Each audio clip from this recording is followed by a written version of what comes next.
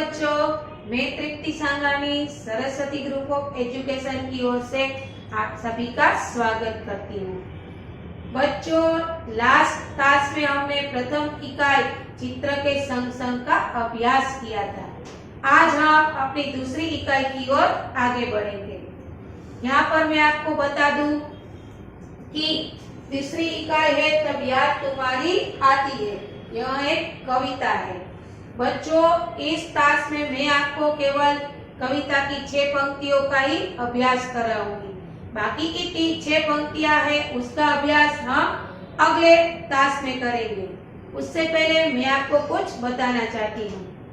बच्चों, साहित्य के 2 भेद हैं, गद्य साहित्य और पद्य साहित्य। गद्य साहित्य यानी कि पाठ और पद्य साहित्य यानी कि कविता। और इसके भी बहुत सारे भेद हैं। गद्य साहित्य में कहानी, उपन्यास, जीवनी, इन सभी चीजों का समावेश होता है, जबकि पद्य में कविता, फिर महाकाव्य, खंड काव्य, प्रकृति गीत और भक्ति गीत का समावेश होता है। बच्चों, यह हमारी जो इकाई दूसरी है तब याद तुम्हारी आती है, यह एक प्रकृति गीत है, यानी कि प्रकृति के अनुरूप ये कविता है। और एक बात बता दूं, जब कोई इंसान, फिर चाहे वो पुरुष हो और उसने कविता लिखी है तो वो कवि कहलाते हैं। अगर उन्होंने गद्य का निर्माण किया है तो वो लेखक कहलाते हैं। उसी प्रकार अगर कोई स्त्री कविता लिखती है तो वो कवयित्री कहलाती है। अगर वो किसी गद्य का निर्माण करती है तब वो लेखिका कहलाती है। यहाँ पर हम अपने कवि का परिचय प्राप्त करेंगे। इस कविता के कवि है राम नरेश त्रिपाठी, जिसका जन्म 1889 में हुआ था और उसकी मृत्यु 1992 में हुई थी। उनका जन्म उत्तर प्रदेश के सुल्तानपुर गांव में हुआ था। उन्होंने बहुत सारे साहित्य का सृजन किया है, उपन्यास, नाटक, कविता। उनकी बहुत सारी कृतियां भी प्रचलित है, जैसे कि मिलन, फिर पथिक, स्वप्न और मानसी। उनको भारतीय ज्ञान पुरस्कार भी प्राप्त हुआ है।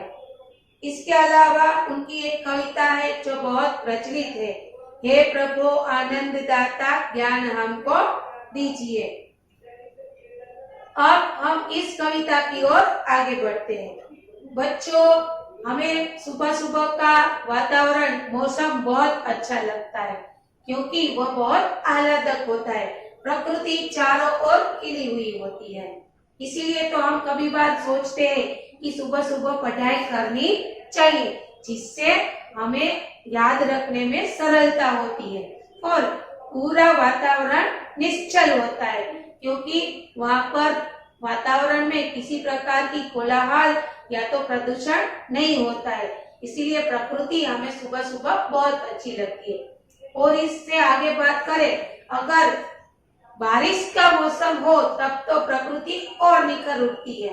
तो यहाँ पर बारिश की सुबह का एक सुंदर दृश्य यहाँ पर प्रस्तुत किया गया है।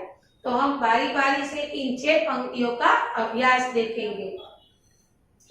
जब बहुत सुबह चिड़िया उठकर कुछ गीत खुशी के गाती है, कलियां दरवाजे खोल खोल जब दुनिया पर मुस्काती है, खुशबू की लहरें जब घर से बाहर आ दौड़ लगाती है, हे जग के सिरजनहार प्रभु तब याद तुम्हारी आती है। यहाँ पर कवि ईश्वर को याद करते, कब याद करते? जब वो सारी प्रकृति का सुंदर दृश्य देखते हैं, सुबह का आह्लादक वातावरण वो देखते हैं, तब उसे ईश्वर की याद आ जाती है। उससे पहले हम कुछ शब्दार्थ देख ले, जिससे आपको कविता का भावार्थ समझने में सरलता रहेगी।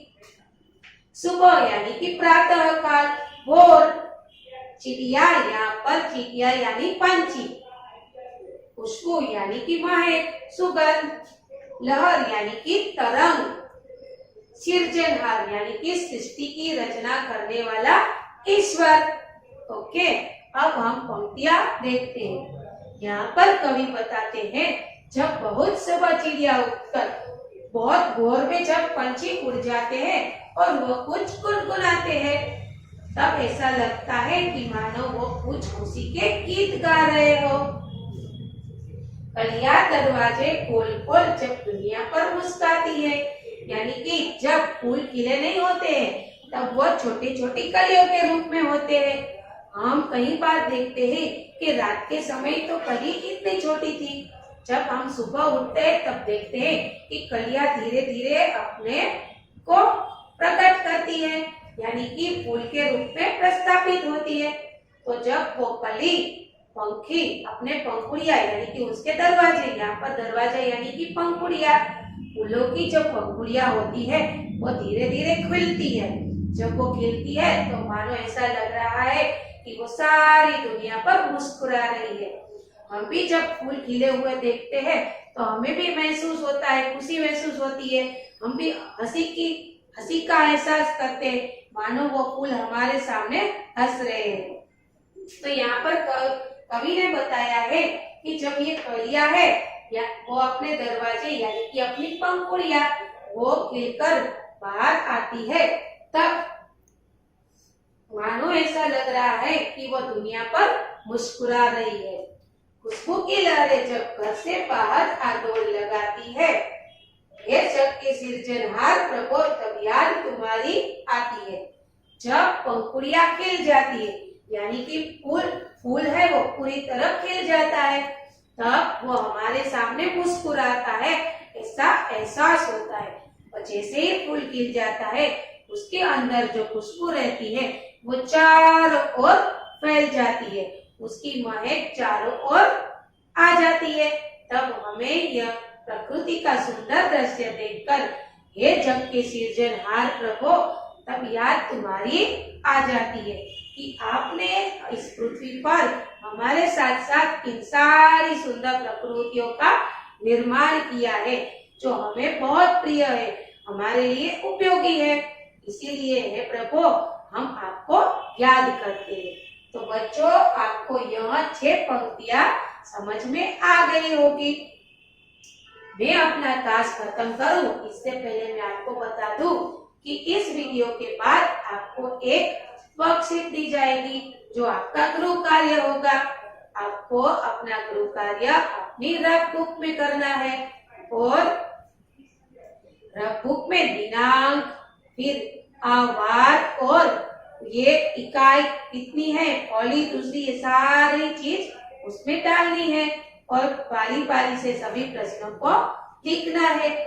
बच्चों, यह टास्क खत्म करने से पहले मैं आपको बता दूं कि इन 6 पंक्तियों में से कुछ विलोम शब्द भी लिखते हैं, जैसे कि सुबह तो उसका विलोम होता है शाम, खुशबू का विलोम होता है बदबू। यह वीडियो यह टास्क खत्म करने से पहले मैं आपको कुछ फिर से याद दिला देती हूँ, जैसे कि ईश्वर को कौन याद कर रहा है, तो ईश्वर को कवि याद कर रहे हैं। ईश्वर को कवि क्यों याद कर रहे हैं, क्योंकि प्रकृति का इतना सारा सृजन देखकर ईश्वर की याद आ जाती है।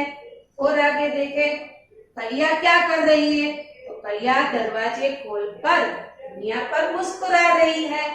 ओके, खुशबू की लहरें कहाँ जाती है, खुशबू की लहरें बाहर दौड़ लगाती है। किस चीज की खुशबू लहरें लगाती है, फूलों की खुशबू यानी कि कलियों की खुशबू बाहर दौड़ लगाती है। हे जग के सृजनहार प्रभु तब याद तुम्हारी आती है। इस पंक्ति का क्या अर्थ होता है, इस पंक्ति का अर्थ होता है कि ये सारी प्रकृति देखकर हे ईश्वर हमें आपकी याद आ जाती है। बच्चों, यहाँ पर मैं अपना टास्क खत्म करती हूँ।